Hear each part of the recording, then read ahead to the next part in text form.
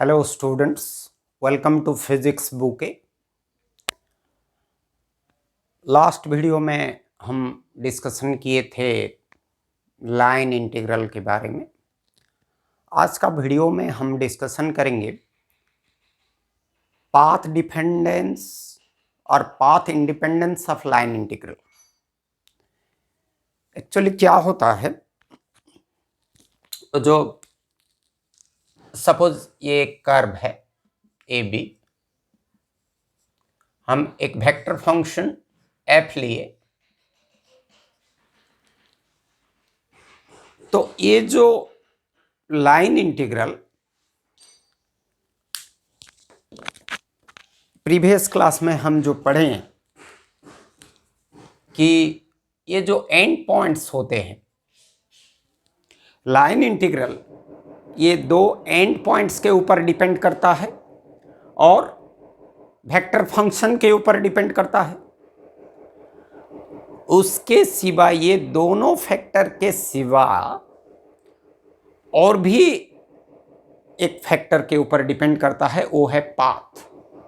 ये जो बी से ए तक जा रहा है, ये कौन सा पाथ में बी से ए तक जा रहा है उसके ऊपर भी डिपेंड करता है। कुछ केसेस में ये पाथ के ऊपर डिपेंड नहीं करता। फॉर एग्जांपल, सपोज ये है एक पाथ और एक दूसरा पाथ ये भी हो सकता है। सपोज ये तीन ठो पाथ है, ये तीनों का एंड पॉइंट सेम है। हम इसका लाइन इंटीग्रल निकालेंगे ये तीनों के लिए, तो ये पाथ इंडिपेंडेंस हो तो लाइन इंटीग्रल का वैल्यू तीनों केसेस में सेम आएगा, और डिफरेंट है तो लाइन इंटीग्रल का वैल्यू डिफरेंट आएगा। तो जब डिफरेंट आएगा we say the integral is path dependent, और सेम आएगा तो we say that it is path independent. तो पहले पाथ डिपेंडेंस के बारे में डिस्कशन करते हैं। तो एक एग्जांपल लेता हूं मैं। सपोज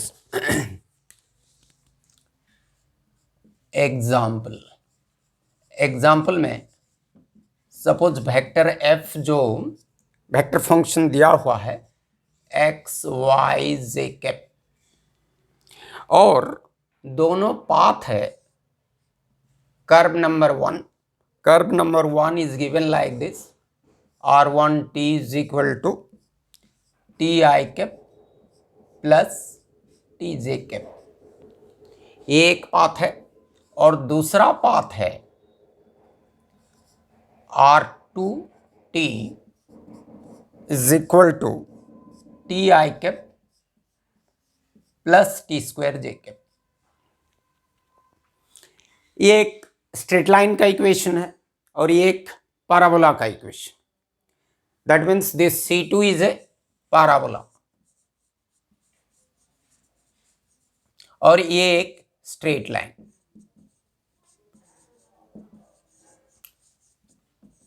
इसको हम ग्राफिकली शो करेंगे तो कैसा आएगा। और एक चीज दिया हुआ है यहां, ये t जो वेरी करता है 0 और 1 के बीच में वेरी कर रहा है। मतलब सपोज ये ओरिजिन है और ये 1, दिस इज 1 सपोज, तो ये हो गया हमारा 1 1। मतलब एंड पॉइंट्स आर 0 0 एंड 1 1। तो ये जो स्ट्रेट लाइन हुआ, ये हुआ कर्व नंबर 1, और दूसरा है एक पैराबोला, ये C2 है, ये स्ट्रेट लाइन है। हम ये दोनों पाथ के लिए इसका लाइन इंटीग्रल निकालेंगे। देखेंगे कि ये पाथ डिपेंडेंट है या पाथ इंडिपेंडेंट है। तो देखते हैं। तो पहले integral number 1, line integral number 1 for C1 will calculate vector F dot vector D R. इसको डी आर वन लेते हैं क्योंकि पहला कर्व के लिए। इसको हम लिख सकते हैं, ये आर वन टी के ऊपर डिपेंडेंट है, तो हम लिखेंगे वेक्टर एफ, एफ के जगह एक्स वाई जे कैप, और ये डी आर वन को हम ऐसे लिख लेते हैं D R one by D T D T.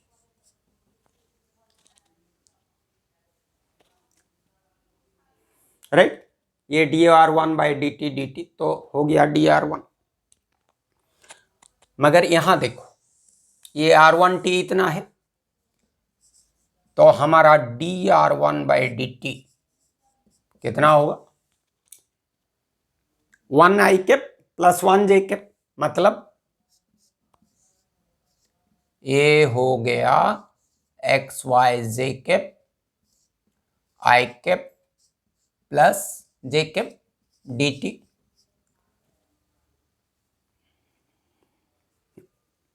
देखो ये x i cap plus Y j cap इस पर में है, मतलब एक्स है टी, वाई है टी, तो एक्स के जगह टी, वाई के जगह भी टी, तो टी इंटू टी कितना हो गया, ये हो गया T square.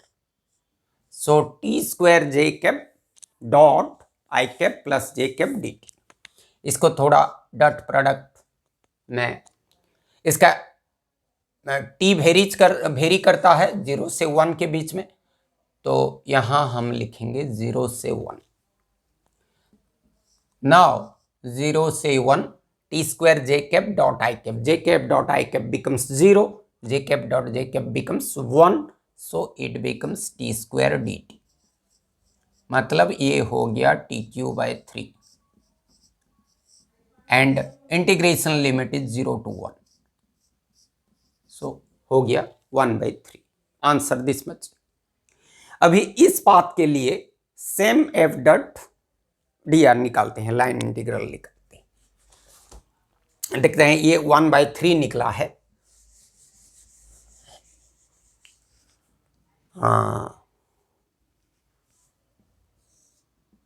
Line integral number 2 along the curve 2 f dot dr2, इसको हम लिख सकते हैं f dot dr2 by dt dt। यहां देखो r2t x I cap plus y j cap, x is t and y is t square, तो f क्या है एक्स वाई जे कैप, मतलब x के जगह t, y के जगह t square, so t into t square हो गया क्या t cube, so t cube j cap, और d r two by D t, यहां से d r two by D t निकालेंगे तो क्या आएगा, इसका derivative with respect to t, तो 1 i cap plus 2 t j cap, मतलब 1 i cap, simply i cap लिख लेता हूं, plus 2 t j cap d T.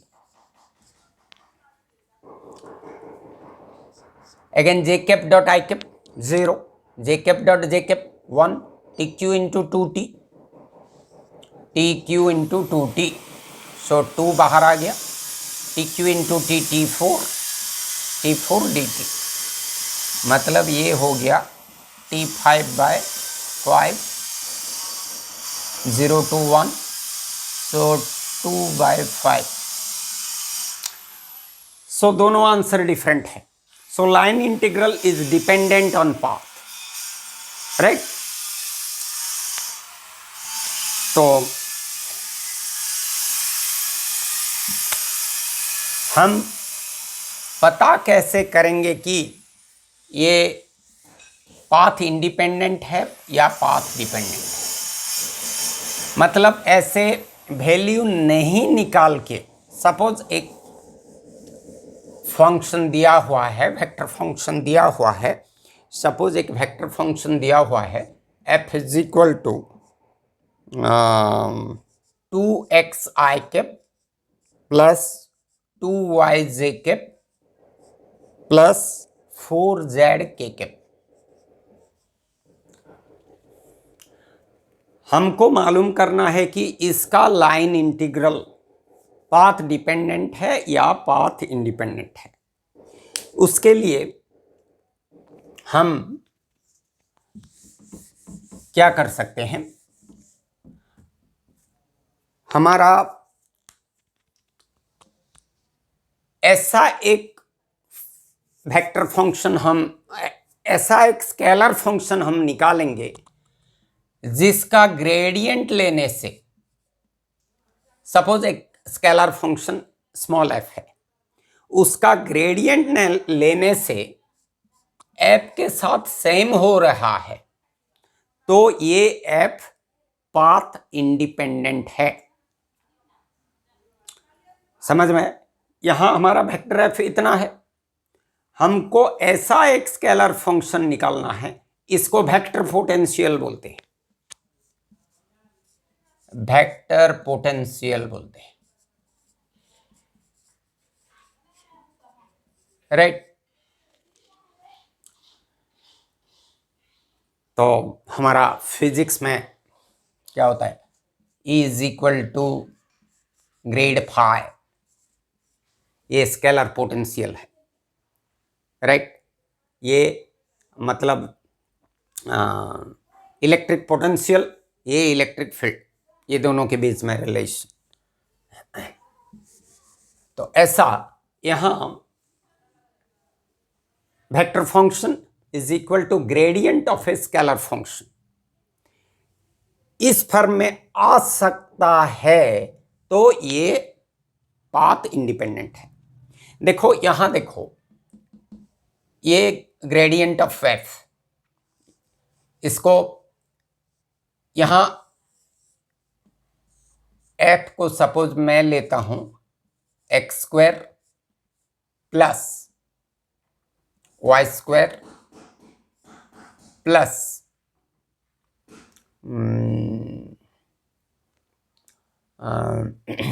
क्या, सपोज 2z स्क्वायर, राइट। इसका ग्रेडियंट निकालो, ग्रेडियंट ऑफ f क्या होगा, ग्रेडियंट क्या होता है, del by del x i cap plus del by del y j cap plus del by del z के cap, ये ग्रेडियंट है। ग्रेडियंट ऑफ हम, ग्रेडियंट ऑफ f, f क्या है, x square plus y square plus 2z square, इसका gradient निकालेंगे तो 2x I cap plus 2yj cap plus 2zk cap, this is vector f, right? So for this vector f there is a scalar function whose gradient gives this vector function. So this is, we are able to express this vector function in terms of the gradient of a scalar function. So this, if we find out the line integral of this, then it will be path independent, right? और उसका value कितना होगा, इसका value दो वे में हम निकाल सकते हैं। इसका सपोज हम निकालते हैं f डॉट dr, निकाल, इसका वैल्यू कितना है, line integral along any curve C। तो हम क्या करेंगे, वेक्टर f के जगह 2x I cap plus 2yj cap plus 4zk cap dot A dr के जगह dx I cap plus dyj cap plus D Z के cap.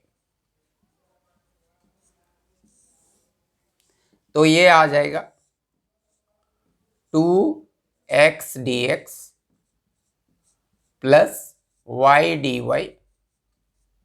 Plus 2z dz, right.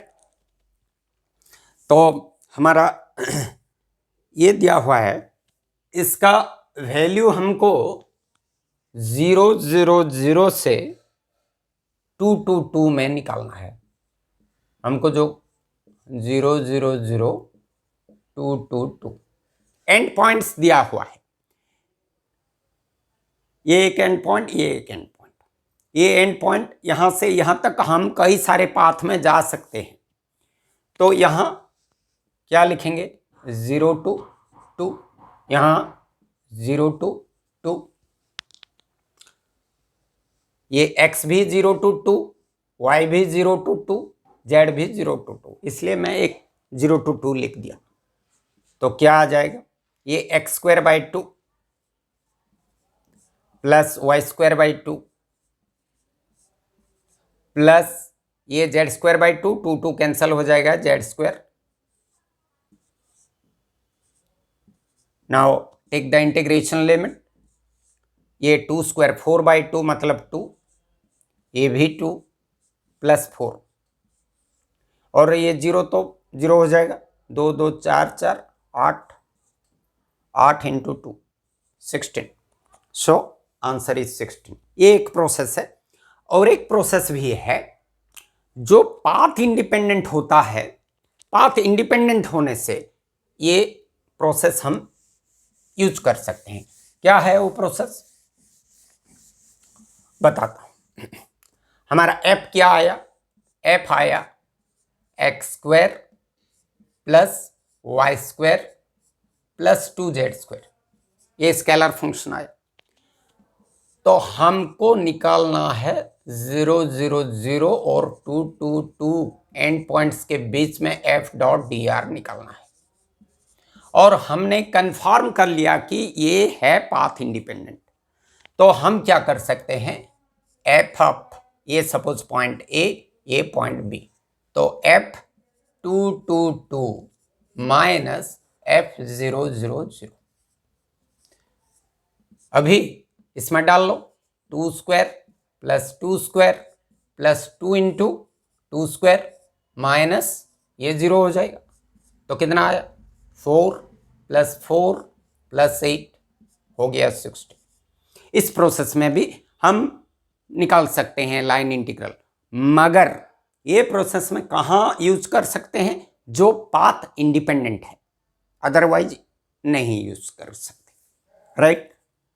तो ये हुआ पाथ डिपेंडेंट और पाथ इंडिपेंडेंट के बीच में। और एक चीज बताता हूं, जो function suppose vector function f is path independent, then we say that it is exact, it has exact differential, right. Exactness of this is a vector function is exactly differentiable if we can express it as grad f, right. तो और एक video में हम discussion करेंगे, एक closed curve में path independent हो रहा है तो हमको क्या फार्मूला यूज करना है और कैसे वो वैल्यू निकालना है। यहाँ तो ग्रेड यूज होता है, वहाँ कर्ल यूज होगा। तो ये अलग वीडियो में डिस्कशन करेंगे। बाय।